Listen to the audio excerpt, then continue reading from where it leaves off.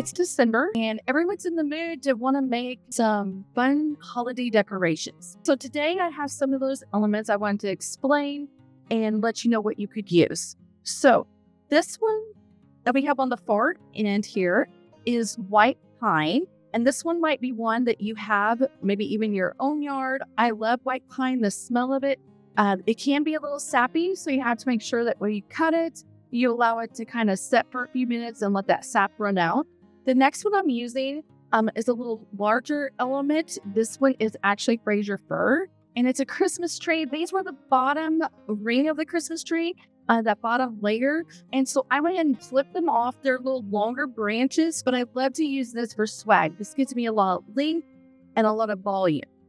The next one that we're going to talk about, this is a red cedar. I love this one. It has a really beautiful stem to it. It also has that lime chartreuse green, which gives us a little different texture. It's a little more wispier. The last one I got, this is a cedar tree, but this one it's a female that has the juniper berries. Gives it that winter element. I cut a couple different lengths of pieces and some of it a little higher on the branch, so it'll show closer to the end of our swag. Okay, to start out with my swag, I want to make sure that I have some wire so I can secure the ends of it. I'm going to start out with this really nice volume piece of the Fraser fir. I'm going to start with these pieces right here. I have some long length to it. I want this to hang on my front door. So I want to have it a little bit wider. I can tighten it up if I need to, if it gets to be way too wide. But I really like the size of this. So this is going to be my base. And then I'm going to add this really pretty cedar to this. I'm going to bring it up. And what I'm going to do is I'm going to kind of cross it over and bundle it towards the top. I'm going to take this piece. I really love the different contrast of this. So I'm going to take 3 pieces and add to this one. So it's giving us that layered look. The next piece I'm wanting to add is going to go ahead and be our cedar because it's a little longer. It's got those beautiful blue berries. We're going to add to it. As you kind of see, we kind of got these dimensions out. We can kind of shift them around if we need to. I'm going to add the next piece of this. I'm going to add 2 pieces as I'm going. Now you can kind of see it's getting a little heavy and it's getting a little bulky in my hand. I'm going to show you, I'm holding it in my hand. So now what I want to do is I'm going to go ahead and put one of my wires around to kind of secure it or wrap it around. Push it through or wrap it around. So I took a 26 gauge wire. So it's a little heavier wire, and that way I can tie it around the back and I'll lay it down, I'll secure it. So I have it secured a little bit.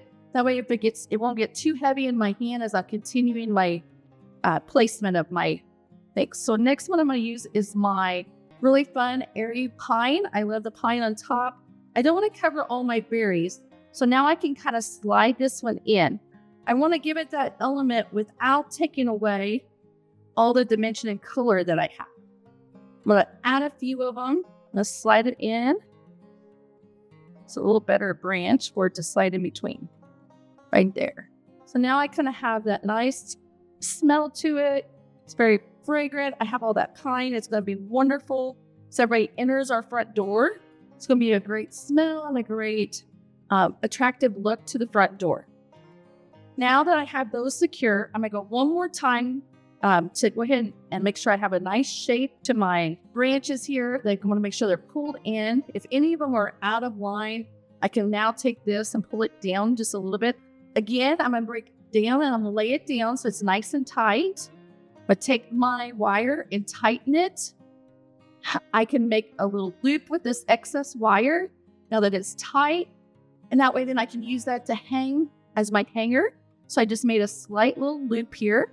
So we have a loop to kind of go that I'll use as a hanger later on. So you can kind of see I made my little loop. Now, this is the fun part. I think it's very pretty.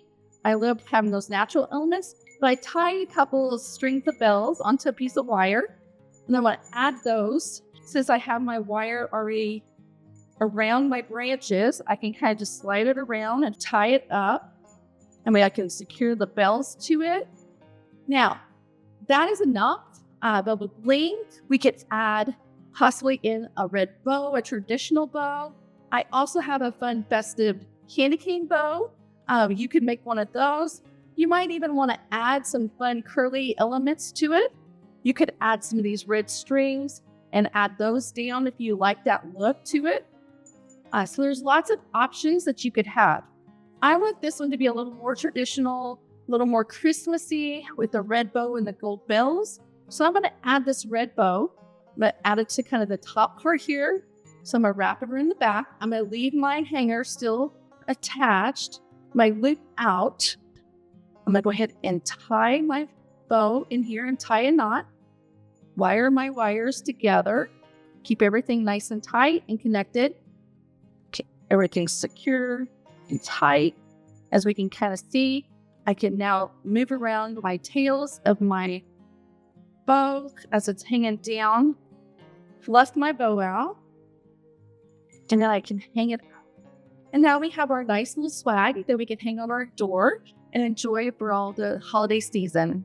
We can exchange out a bow, or we can add any more other elements as it goes into the holiday or the winter time season as it's going. But this is our nice traditional swag.